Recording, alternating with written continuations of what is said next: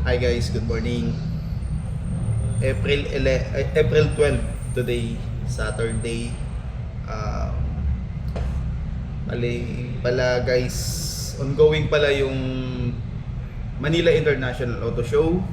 Nag-start siya nung April 10. Magkakan siya hanggang 13. Kaya guys, kita-kita tayo. Last day bukas, Sunday. Nandun tayo, duty tayo nung time na yun guys. Morning shift tayo. Doon makikita nyo guys yung mga bagong mga lalabas ng mga sasakyan, yung mga EVs, PHEV, yung mga yan. Marami guys tayong mapagpipilian na doon. Marami kayong pwedeng ma-test drive. Tsaka importante guys, pag pumunta kayo doon, makapag-test drive kayo, may mga freebies kayo makukuha. Tapos may mga additional discounts pa kayo makukuha pag nag-reserve kayo on that event. Yun. Ito, kasama natin ngayon, kakating lang si Boss Lester. Duty siya kahapon. Kumusta naman duty mo doon kahapon? All goods. All goods ba? Bukas ako doon. Nakatisod naman kahit pa paano. Ayun. Yun ang maganda kon. Kasi may mga kliyente kasi na pumupunta doon. Yung lalo kung yung mga gustong makakita ng mga bagong lalabas na sasakyan. Yun ang pagkakataon nyo guys. Actually, karamihan doon kung makikita nyo yung mga bagong labas, may mga bagong brand. Yun guys is wala pa sa Philippine market yun. Kumbaga, ini-introduce pa lang yun pag may mga sakay papasok. Siguro by 2026 papasok na yung mga yan. Yun. At saka guys, dun yung makikita pala yung bago nating labas na M8, which is yung PHEV. Last quarter Yun. Naka-launch siya doon ng PHEV models. Makikita nyo niya siya in advance. Pero sabi ko nga, yung mga display doon ng mga ibang mga bagong model is pre-launching pa lang yun guys. Hindi pa siya talaga, wala pa talaga siya sa market.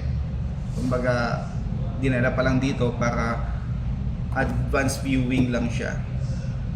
Normally kasi pag mga ganun, lalabas siya by last quarter of the year or first quarter of the next year. Yun guys, kita-kita tayo bukas sa Mias. Yan lang sa World Trade Center, Pasay. So guys, panoorin nyo. Ito yung mga unit na mga naka-display at saka mga brand. Guys, ito, panoorin nyo.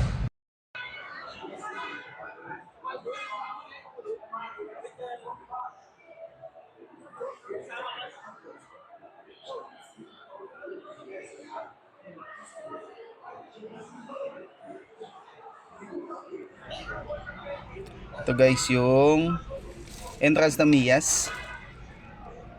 Ito makikita nyo dito sa harapan yung mga accessories, mga oil, products, lahat. Ito guys yung mga classic cars competition. Pag Mias kasi at saka teams dito makikita nyo yung mga classic cars. Toyota pala yun. Ito Toyota.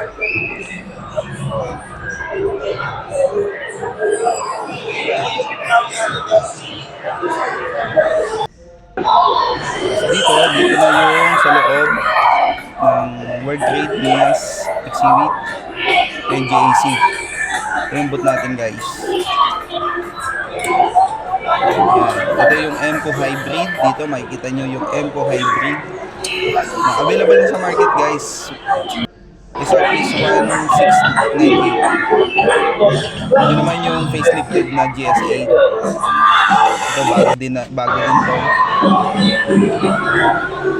Tapos, ito na yung mga other Chinese brand na bago pa lang sa Pilipinas. Changan. Ito yung mga palabas ng Changan.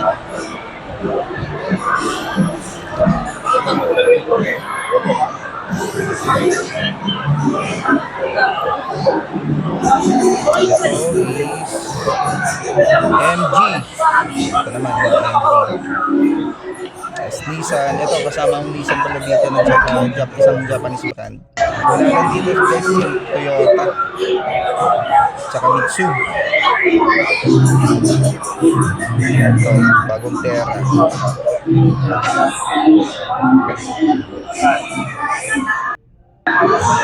Ito guys yung bagong Nissan Patrol. Parang hinaan din nila guys napansin ko. Pag Mias or Chinese brand ang kasali.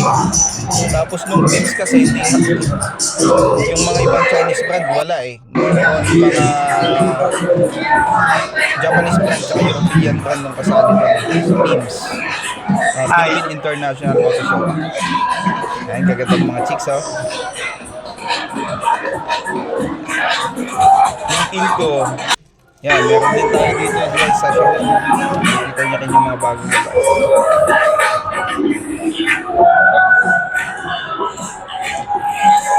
Oteya. Ay, ito pala. Ay, ito. Baliktad pa yung nabasa ko. Yan. Bago lang din to. Magpapasok sa Philippine market guys. Ay, ito.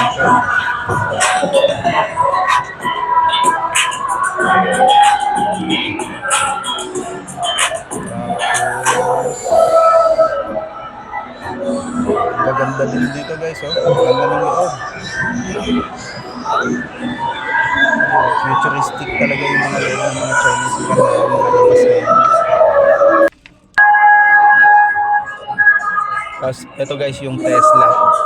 Solid din ng Tesla. Yan. Model Y ng Tesla. Backstage na yun, no? Yan. EV9 ng Kia.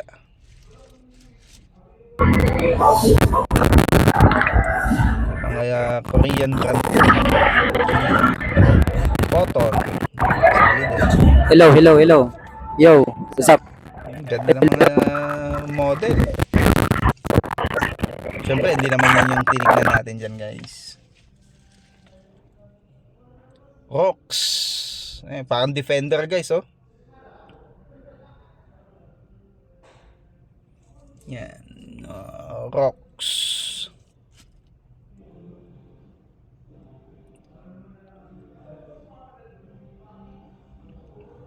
Baik. Si Ian Veneracion ang brand ambassador niyan, yung Baik.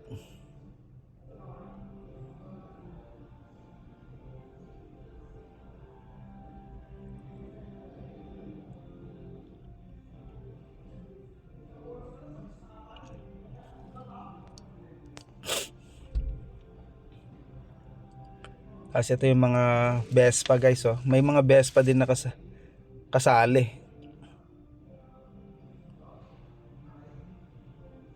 Tiger, yan.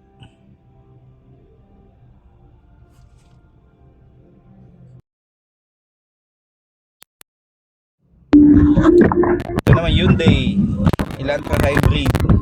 Futuristic design din yung kakap ito guys, Kaya ito, balik tayo dito sa Tesla. Ganda ng Model Y nila, Wow, ito Model 3. Ganda. Sports car. Ito yung Model Y, Nasa likod yung ano nito, electric engine yan, electric motor. Elantra 9. Yun, linkin ko. Ito guys is pumunta lang tayo kahapon para makuha na lang ng video. Ay syempre bukas focus tayo sa pag-assist sa mga kliyente natin na pupunta. Kaya ito, namasyal tayo dito sa Mias kahapon para makuha natin ng rap videos lang ito.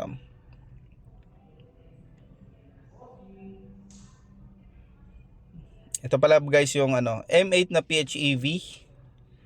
Lalabas to sa Philippine market by 4th quarter of the year. Sa ngayon guys, yung mga nagtatanong kung meron na, wala pang presyo. Kaya standby pa lang siya.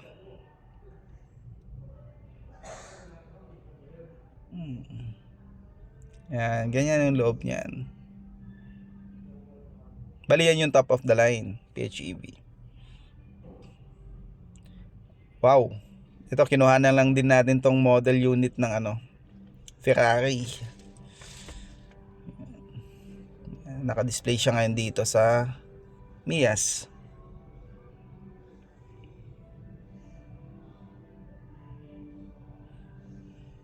Grabe ng quality ng pintura nito, guys. Oh. Diba? Kintab.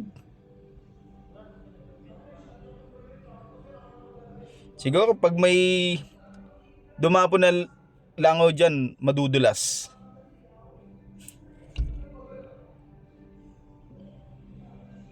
Ito naman. Ito yung mga classic cars, guys. Oh. Number 34.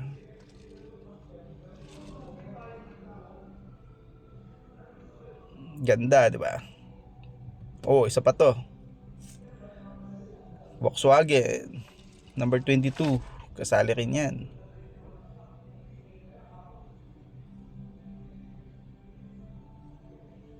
Ito ang pinakagusto ko sa lahat, guys. Oh. Ito, Toyota MR2. Ang ganda niyan, guys. Pag nakita nyo sa person. Number 23. Wow. Mahilig kasi ako sa classic, guys, eh. Ayan, oh.